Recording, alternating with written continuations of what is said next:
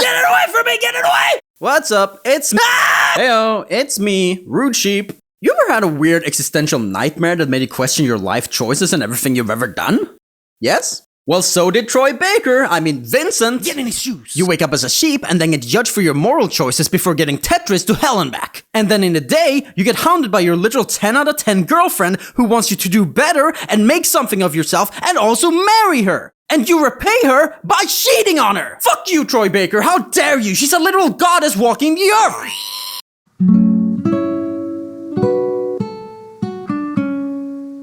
Katherine! That's the game we're discussing, right there, that's the title. Local fuckhead lazy bum Troy Baker, I mean Vincent, is somehow dating a literal goddess by the name of Katherine, who goes, "Hey fucko, I'm a total girl boss and I need you to man the fuck up and marry me already, it's been 5 years. Troy Baker, I mean Vincent, then goes out drinking with his friends and whines that, "Oh boo-hoo, I just want to be an eternal man-child and do nothing of value until I die, why is my life so hard?" And then he cozies up with this blonde woman, gets blackout drunk, and dreams about sheep and Tetris. He then wakes up in his bed with the blonde woman. Troy Baker, I mean Vincent, you cheating cunt! And instead of owning up to his mistake as a man, he just lies to his 10 out of 10 goddess of a girlfriend. What the fuck is wrong with you, Troy Baker? I mean Vincent? And then a bunch of hijinks happen with that. Also, there's like this weird phenomenon where guys who cheat on their partner die in their sleep or some shit. Also, this gal who is a literal goddess or something shows up sometimes. She's cool. Oh, also they live in Neo Brooklyn, which is like a space colony on another planet. It doesn't really have much bearing on the story, but it's cool. It reminds me of Cowboy Bebop.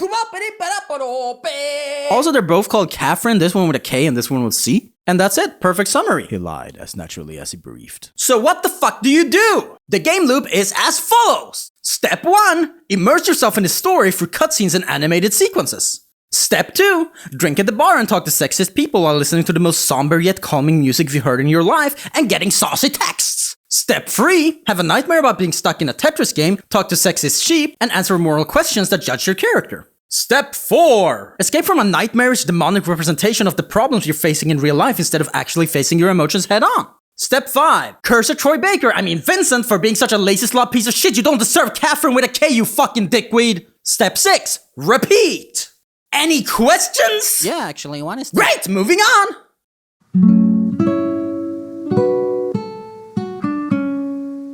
I will tell no lies. I'm fucking badly in love with Katherine! No, not that one. Katherine! Now, you'll have to excuse me if I go a bit vain on y'all, but goddamn, the dark jeans, the turtleneck sweater, the blue nail polish, the unbuttoned sleeve, the look in her eyes of pure business, glasses on fleek, my girl don't fuck around! I'm not saying this gal influenced my taste in women, but she 100% did. You don't deserve her, Troy Baker Vincent, you lazy fuck. Get a job and stop cheating on your 10 out of 10 girl boss girlfriend.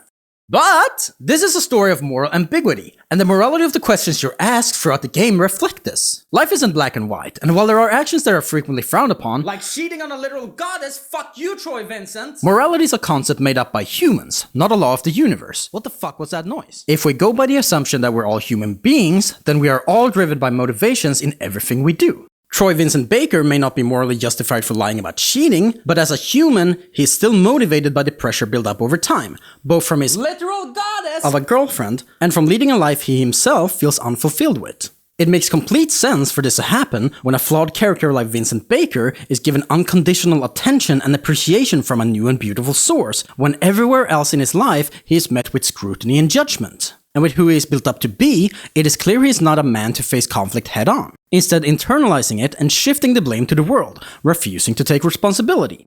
This does not excuse his actions, but it does explain them.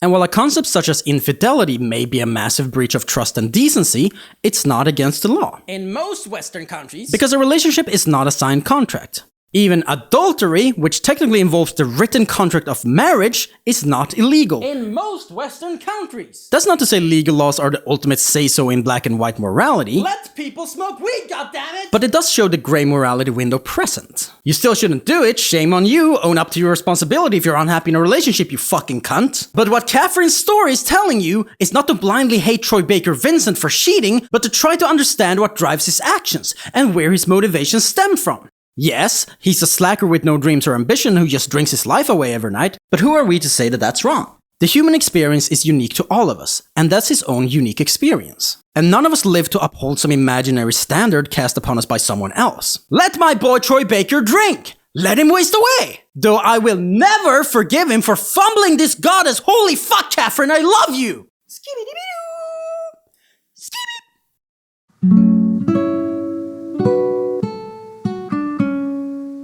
Hello, hi, guess what?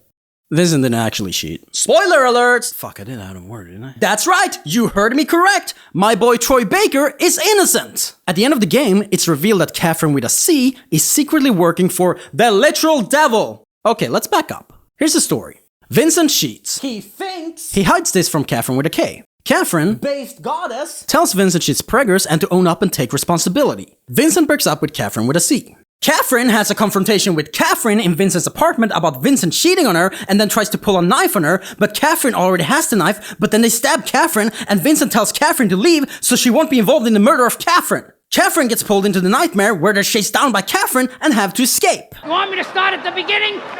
They do, and it turns out the stabbing didn't happen, and Katherine calls him out for cheating on her and also reveals that the pregnancy was fake. Vincent hates his life and goes drinking, then realizes all his saucy texts with Katherine with a C are gone from his phone, and none of his friends had ever even seen this Katherine with a C. It's revealed the fucking bartender is the devil, and Katherine with a C is a temptress who disguises themselves as a person's dream woman and seduces them so the devil can pull them into a dream world to kill them off with Tetris because they don't want to make intercourse with their partners. My boy Troy Bargy got fucking tricked and he didn't even get laid! And now you get to face off with the devil, and after that you get an ending based on the cool moral choices you were making throughout the game. For you see, throughout the game, you've been affecting this meter. But it doesn't represent good or bad.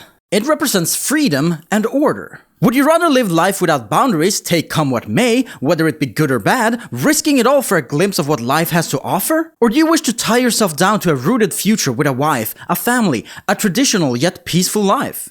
There is no wrong choice, because you are you. But there is a right choice, and that's getting the true Chaos Katherine ending, where you marry the succubus, move to the underworld, become a demon yourself, get a harem of hot succubi girls, dethrone the devil, and then become the ruler of hell yourself. This is a weird game.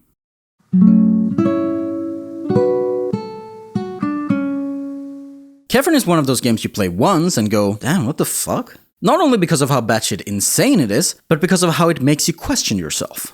Who am I? Am I a good person? And what even is a good person?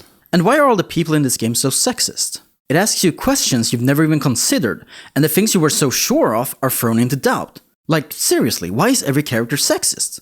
But you grow and learn, for you are simply human. And we are all inherently flawed, and also apparently really sexist. Seriously, these people need to touch grass. So all you can do is keep growing, and hope that you're not visited by the butt monster at night.